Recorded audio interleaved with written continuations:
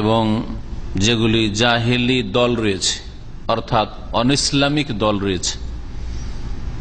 Un-Islamic দলগুলি হচ্ছে জাহিলি দল, জাহিলি যুগের আদর্শ। সেগুলি জাহেলি কোনো একটি দল, রাজনৈতিক দল হোক অথবা অন্য কোনো দল হোক, কিন্তু জাহিলি দল যেগুলি শিরক, কুফরি, বিদাত, গুমরাহির ওপর নির্ভরশীল, এইরকম বা মানুষের তৈরি করা এ সমস্ত জাহিলি দলের সাথে সম্পৃক্ত হওয়ার হুকুম।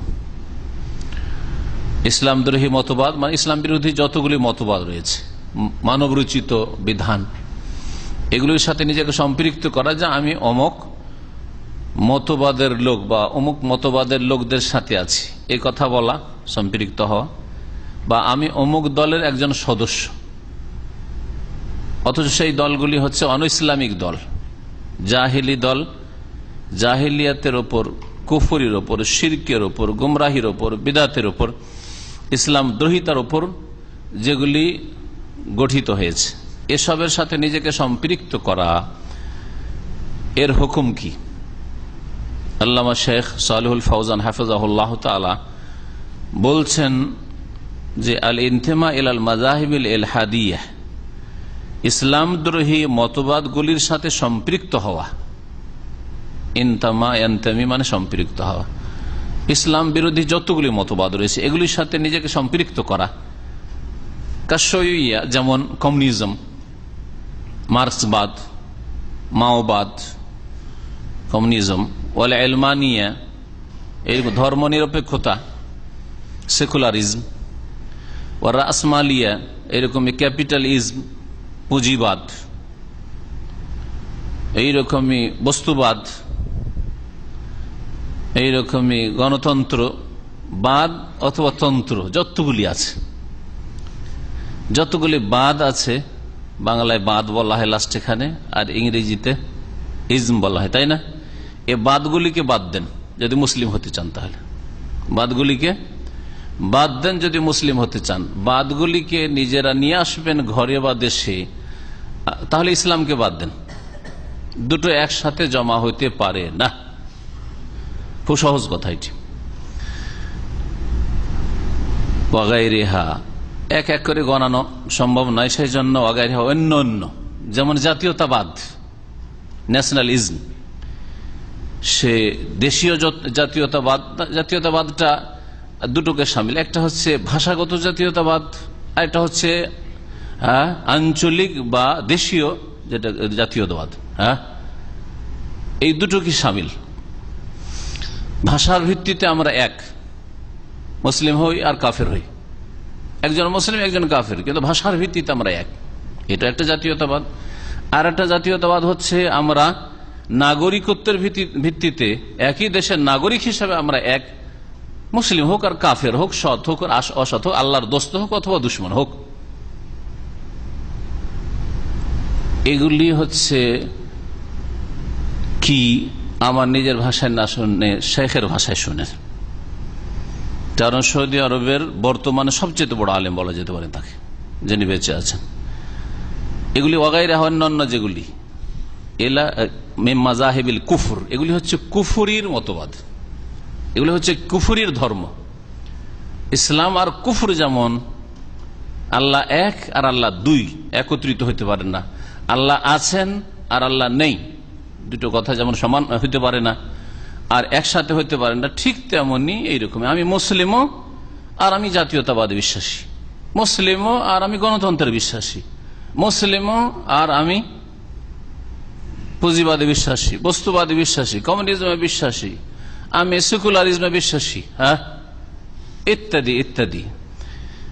একটা পশ্চিমে একটা পূর্বে, দুটো একই সাথে জমা হইতে পারে না, যেমন আগুন পানি জমা হইতে পারে না। এগুলি হচ্ছে কুফরির মতবাদ, রিদ্দাতুন আন দীনিল ইসলাম, এবং এগুলি ইসলাম থেকে মুরতাদ হয়ে যাওয়া। তার মানে একজন লোক যদি বলে যে আমি মুসলিম, কিন্তু তার সাথে সাথে আমি জাতীয়তাবাদে বিশ্বাসী, গণতন্ত্রে বিশ্বাসী, আমি পুঁজিবাদে বিশ্বাসী, এরকম, তাহলে সে কি করলো? তার ইসলামকে না করে দিল, মুরতাদ হয়ে গেল। ফাইন কানাল মুনতামি আলা তিলকাল মাযাহিব ইয়াদদাইল ইসলাম, এইসব মতবাদের সাথে সম্পৃক্ত ব্যক্তি যদি ইসলামের দাবিদার হয় যে আমি মুসলিম, কে বললাম মুসলিম না, আমি মুসলিম, কিন্তু মুসলিম হওয়ার সাথে সাথে আমি এই দল করি বা এই মতবাদে বিশ্বাসী, মুসলিমও বলছে নিজেকে আর এই দলগুলি করছে, ফাহাদা মিনান নেফাকিল আকবর, তাহলে এটি হচ্ছে বড় মুনাফিকি। আমলের মুনাফিকি, কপটতা না, এটা হচ্ছে আকিদার মুনাফিকি, বড় মুনাফিকি, যার ইসলাম থেকে বহিষ্কৃত করে, মুসলিম বলে দাবিও করে, আবার জাতীয়তাবাদী বিশ্বাসী, আবার অন্যান্য মতবাদগুলিতে বিশ্বাসী। তাহলে এটি বড় নেফাক। আম্মান ফিয়া যাররাতুম মিন ঈমান ইয়ারদা আন ইয়াঈশা আলা হাযিহিল মাযাহিব বিলা আকলিন ওয়ালা দীনিন ওয়ালা গায়াতিন সাহিহা মিন হায়াতিহি ইয়াহদিফু ইলাইহা। বলছে কোন এমন জ্ঞানী ব্যক্তি আছে যার মধ্যে সরিষা পরিমাণ ঈমান রয়েছে বা ক্ষুদ্র পিপিলিকা পরিমাণ ঈমান রয়েছে, যে নিজের জন্য পছন্দ করে যে এই সব মানবরচিত মতবাদের উপর জীবন যাপন করবে, না কোনো কিছু বুঝা, জ্ঞান বিবেক দিয়ে কাজ নেওয়া, না কোনো দিন মানা, আর না কোনো সঠিক লক্ষ্য উদ্দেশ্য, জীবনের যে লক্ষ্য উদ্দেশ্যে আগে বাড়ছে এরকম কিছু না। ওয়ায়ুনাদিলু মিন আজালিহা, আর এর জন্যই, এই পেটের জন্য, পয়সার জন্য শুধু ছোটাছুটি, কোন লক্ষ্য উদ্দেশ্য, সৎ লক্ষ্য উদ্দেশ্য নেই। ওয়াইন্নামা গাযাত হাযিহিল মাযাহিব বিলাদাল মুসলিমিন, তাহলে এইসব মানবরচিত মতবাদগুলি কাফেরদের দেশে তৈরি হলো, কাফেরদের ঘরে তৈরি হলো, কাফেরদের কুফরি মগজ থেকে তৈরি হলো।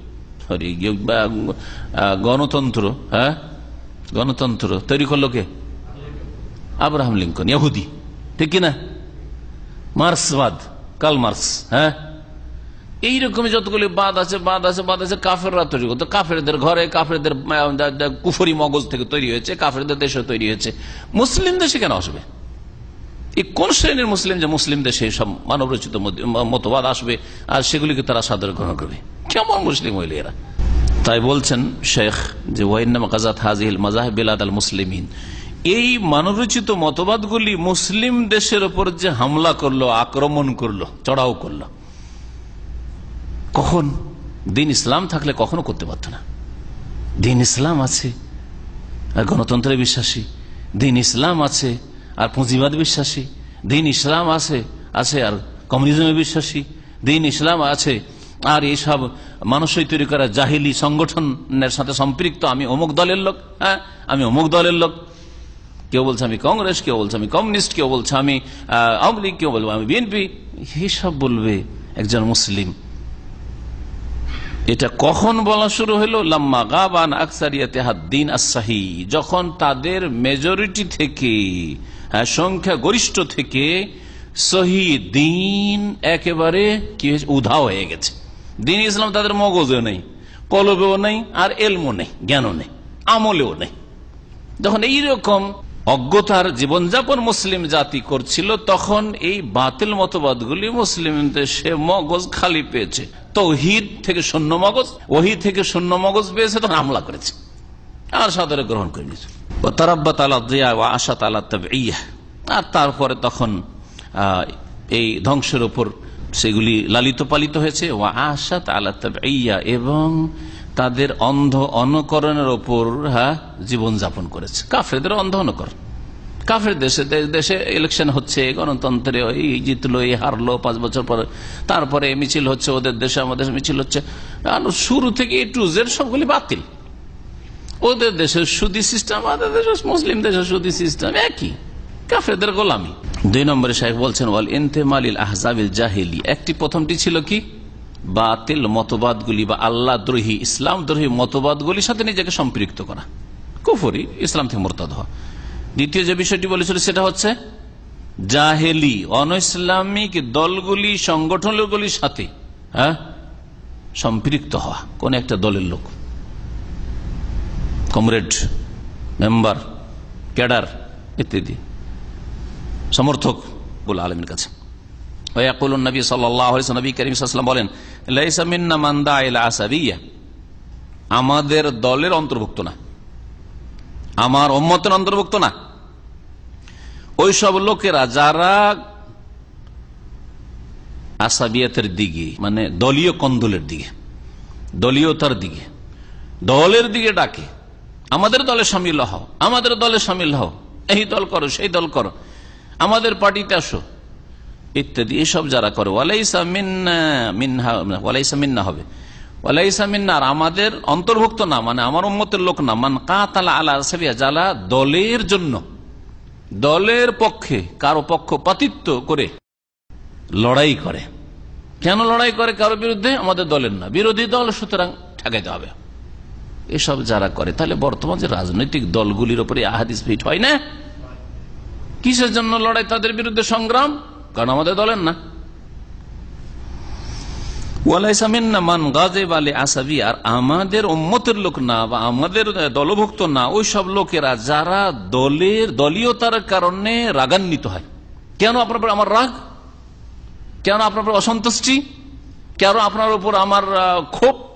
কারণ আমার দলের লোক না, আপনি আমার ভাষার লোক না, আমার অঞ্চলের লোক না, ইত্যাদি ইত্যাদি। আমার মতবাদ আপনি বিশ্বাস করেন না, যার ফলে আল্লাহর কোনো সাহায্য নেই মুসলিমদের জন্য। এগুলি হচ্ছে হুয়াল আখার ও কুফরুন, এটা হচ্ছে দ্বিতীয় কুফরি। ওয়ারিদ্দাতুন আন দীনিল ইসলাম, দ্বীন ইসলাম থেকে মুরতাদ হওয়া। তাহলে বোঝা গেল যে এইসব যে সংগঠন রয়েছে বা বিভিন্ন জাহিলি দলগুলি রয়েছে, মানুষ হয়তো এইসব দলের সাথে সম্পৃক্ত হওয়া যায় নয় কোনো মুসলিমের জন্য। আমি অনেক সময় বলি যে কোনো দল করা যাবে না।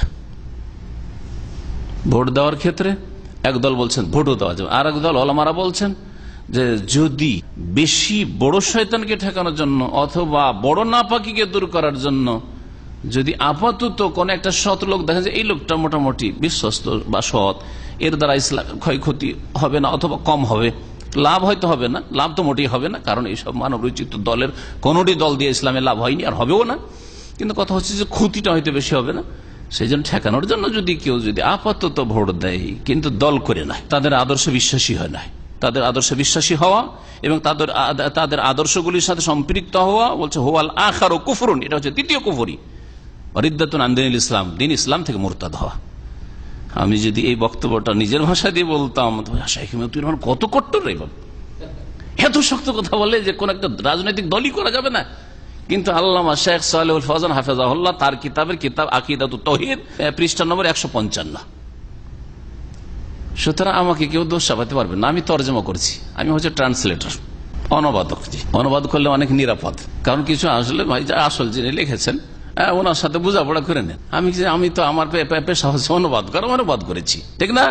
লিআন্নাল ইসলাম ইয়ারফুযুল আসাবিয়াত, কারণ ইসলাম এই দলীয় কন্দলকে ছুঁড়ে ফেলে।